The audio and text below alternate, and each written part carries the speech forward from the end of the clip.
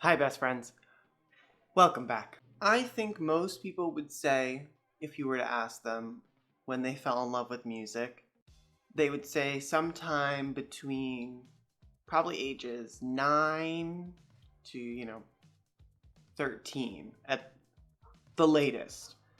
For the most part, people hear something and fall in love with it, and then it starts a lifelong journey of music. That's not how it worked for me. I was a little bit different. I was a late bloomer, I guess you could say. I never really heard music. I mean, I heard music. You hear it all the time when you go shopping, out and about. Your parents play music in the car, your friends put music on, but none of it ever hit me. I never really heard it. I wasn't really listening. I didn't really hear music until I was 17.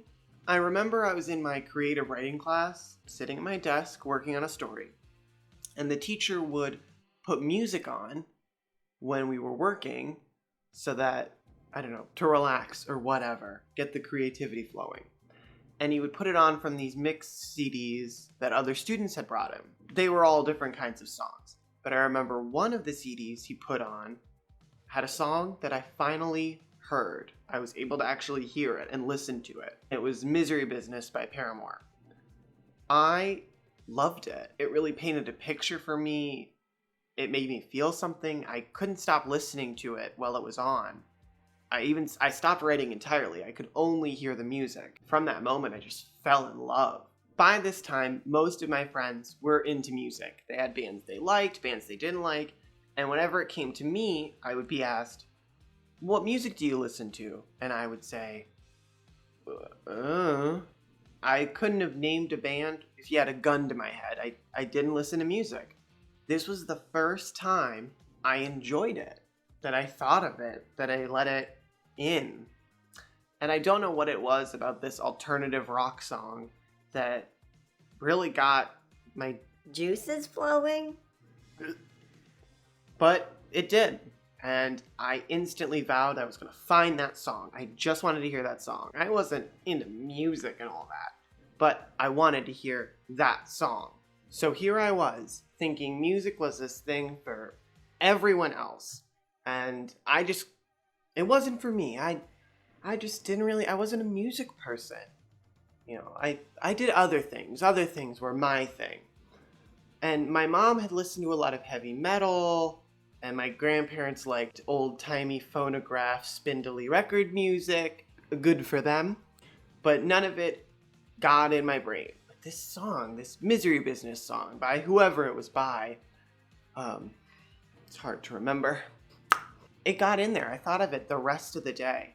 When I got home, I did the best I could, and we didn't really have a computer at the time. I couldn't look it up. I couldn't just, it's by these guys.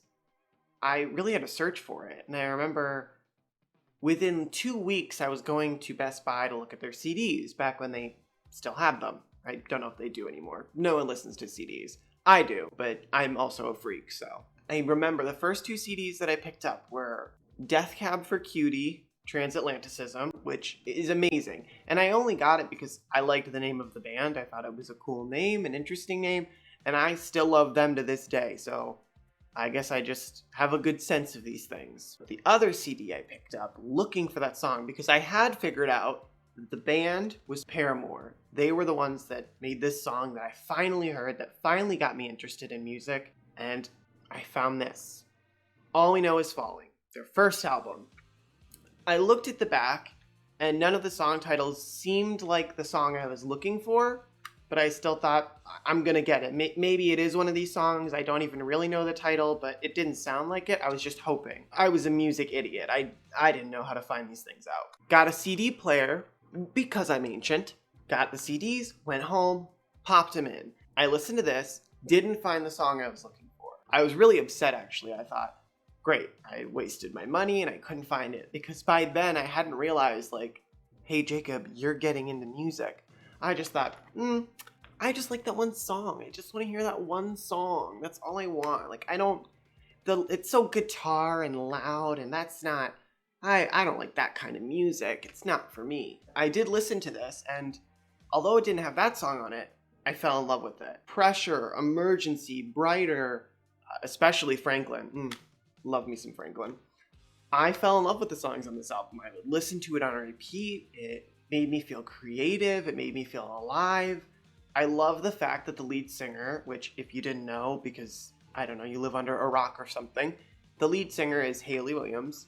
She's a female vocalist leading this cool alternative rock band, and that's all I knew and that's all I needed to know. As a young gay boy in the Midwest, I just thought, we can do that. We can have like a feminine girl front runner of this guitar-driven, heavy band. Well, heavy to me, because I'm sure people are going to be like, Heavy? Let me show you heavy. They just play the guitar so loud it breaks your eardrums in this one. And it's like, for me, this was heavy. And the combination of this girl vocalist with this heavy music, I felt a connection to that, because I felt very much that way. Feminine, but at the same time aggressive, almost with like a chip on my shoulder, and that's certainly this music. It's not the most mature, but it feels written from a point of view, and I think that's what really sucked me in. Because keep in mind, nothing else could do it. No other music that I had heard, or that my friends were into, or that my parents were into, none of it did anything for me. But finally, I heard something that I felt like was for me. Finally, the day arrived. The day I would find the song. So I'd been still searching, trying to find this song, which I had since found out was called Misery Business, because I figured this was wrong, and I knew they had one other album, so it had to be on there, so I'm a brilliant genius. I went back to the store and picked it up. This album, the Riot album, is widely considered by a lot of people to be their best work, otherwise known as peasants. That's fine. They can be wrong. That's okay. It is amazing, though. Misery Business, that's what you get. Let the Flames Begin, Miracle, Crush, Crush, Crush, Born for This. It has some amazing tracks, and you just get this like pulse-pounding creative feeling from it. This is what fully got me to dive in.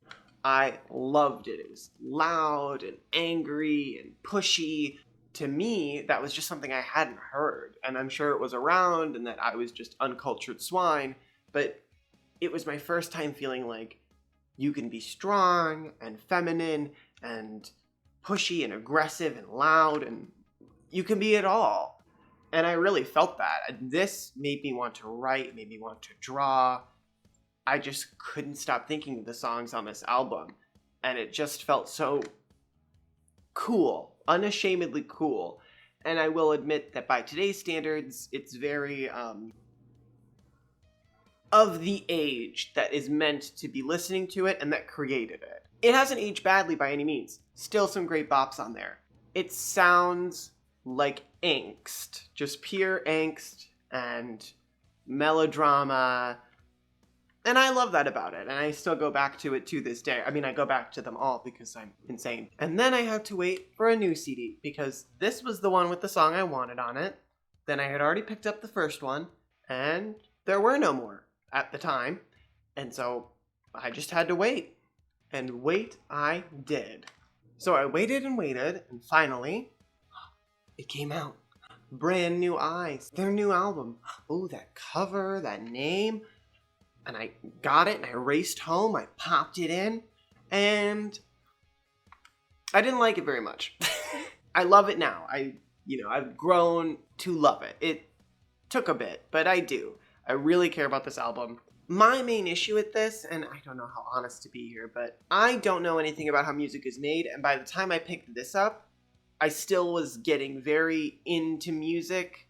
I was in those beginning stages, starting to branch out into different genres, different bands, and because of that, I may be completely speaking ignorance here, but it sounds like it was mixed badly. The thing I loved about Hayley's vocals is that they were so clear, I could really understand her, and the music behind it was so strong. But in this, I felt like I could only hear the music, and I could barely hear her, or at least barely understand her. Now, not for all the songs. I just remember listening to it and doing a lot of this. Well, what'd she say? Well, let me rewind it. Yeah, no, I can't, I don't know what she's saying there. I wasn't a fan of that. I've since listened to it roughly 1,000,000 times. I found something to love about each of the songs, except Misguided Ghosts. That one just never got me. I've never been a fan. But Playing God, The Only Exception, Feeling Sorry, Looking Up, Where the Lines Overlap, All I Wanted, Careful, Ignorance. I love them all. I put on Playing God regularly to this day. So this album did eventually do it for me, but I remember listening to it and getting that first taste of a music fan that gets to go, oh, this band I love put out something that I'm not immediately gobbling up. That's okay. I mean, it's their art. So who am I? Who cares? Like, they clearly put their all into it and it shows. The music is great. It does seem like a really well thought out album. I'm glad it exists. So by this time, I'd gone from someone that had never really heard music or listened to it to someone that had favorite bands, favorite artists. I wanted to hear everything. I was getting into dance music, pop music, electronic music. Broadening your horizons, so to speak, is a great thing, especially musically. I've never been one of those people that, even music I don't like, I'm never... I hate that. It's so stupid. They don't even try. Because I think all music requires effort, and not all music is for everyone, so there's no point in crying about something that's not for you.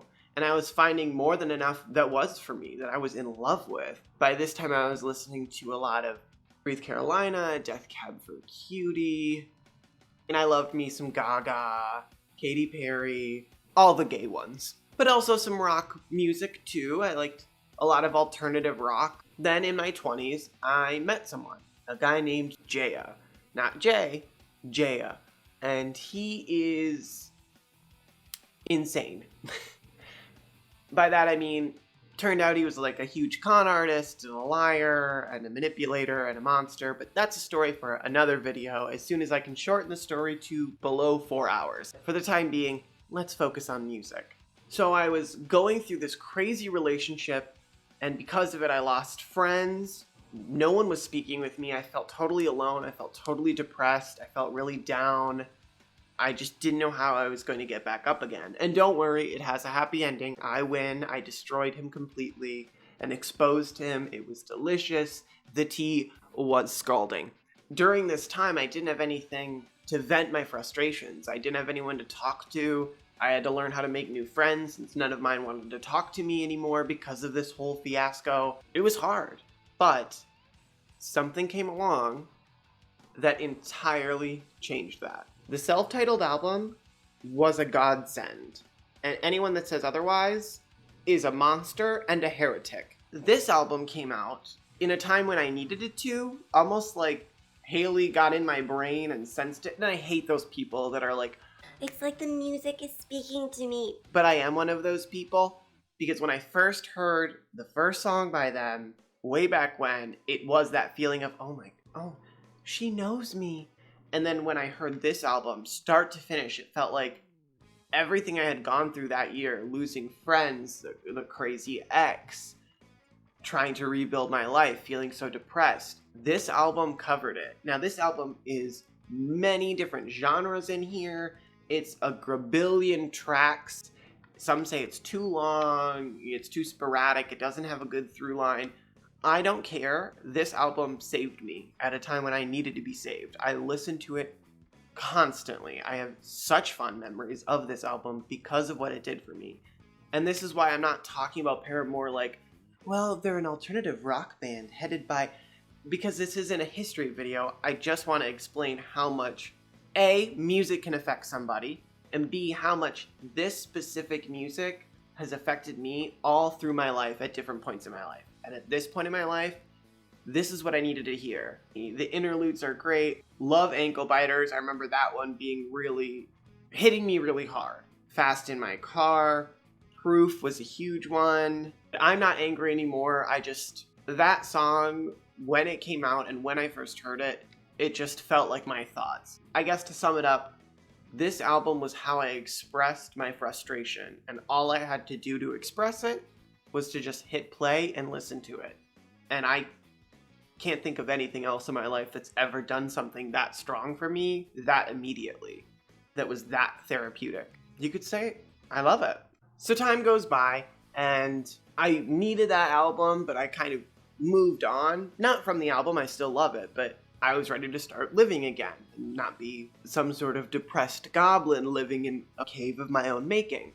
I didn't know when their next album would come, and I've never been that kind of fan, at least with Paramore, and I don't know why, because I'm really into them. As you can probably guess. I never was like, Haley better get on it. Paramore better get on it. They better release it soon. I always felt like because of how the albums had hit me at the perfect times in my life, so I just knew, this sounds so hokey and stupid, but I knew that it would come out when I needed it. And I was not wrong. After Laughter is my favorite Paramore album. I don't know if that's a hot take. I'm not like in fan circles. I didn't really grow up online. So I don't know. I am my own fan. I exist in a fandom of my own making. So I don't know if that's controversial, but this album is so stellar to me. I think no other Paramore album has a stronger through line. I think it's so cohesive. You just get this feeling like all these songs really bleed into one another to tell you a story. It's got such a touch of bitterness and hope. So it's like a bitter hope. Band name, I'm calling it. You can't take it. I'll come after you. It's so happy sounding for the most part, and the lyrics are so depressing. I mean, there's some hopefulness in there, but it's just a lot about feeling disenfranchised and dejected and lost and kind of like trying's not good enough. You can't just try and be happy. Sometimes you're not going to be happy. I think that that's such a great message for any time. I don't necessarily think this album came in my life to tell me something or for some magical reason. I think this album is my favorite because it's universally appropriate. There are always times when you're not going to be happy, but you have to put on that face. And there are some times when you feel like you should be down and out, but you've still got this hope and you don't know where it's coming from. Standouts on this album is Idol Worship. If I get in a car with someone and I don't play Idol Worship, you should call the police because I am having a stroke. I love that song. I love the messaging of I'm not your God, I'm not your savior, we're just a band. Like, you guys, it's just music, and I'm glad that it means a lot to you, but we don't know any more about what we're doing than you do. And I love that. I think if they never made another album, although I would prefer a stronger ending to an overall like arc of music, I think this message is the perfect one of sometimes you're hopeful and sometimes you're sad. Either thing is valid, and you are valid to feel those ways, and you shouldn't feel like you have to put up a front, feel how you're going to feel, hope when you're going to hope, and let it just destroy you in order to heal. And I think that's pretty powerful. And seriously, guys, I love Idol Worship. I love that song so much. I know Rose Colored Boy was the one that everyone was like, oh, we can play this on the radio and regular people will like it. And Idol Worship's kind of like a pissy song. And that's how I got into music. And I mean, I will always be grateful to Paramore. They will always be my number one. Until then, music was just noise. It was background. It wasn't special. It wasn't something I did. It was something other people did. And when they came into my life, it just changed that. And to this day, hearing them gives me such a sense of deep comfort and relief and creativity that I wasn't even going to make this video. I was going to make something completely different, but I was listening to them and I thought, isn't it weird that without them, I might have not gotten into music? And maybe eventually I would have, but probably way later. This was the first time out of all the music I've heard that I actually heard it. And I just can't thank them enough for that. Okay, bye. It's like, it's not an obsession. I can stop anytime I want to. I just don't want to. And that's all there is to it. I mean, I don't even care about Paramore anymore. Para who? I don't even know who that is. Who is she? You're obsessed. Don't even look at me ever again. End note, Haley's been releasing her own music, like under her own name. And if you don't support it, I will come to your house and I will kill you.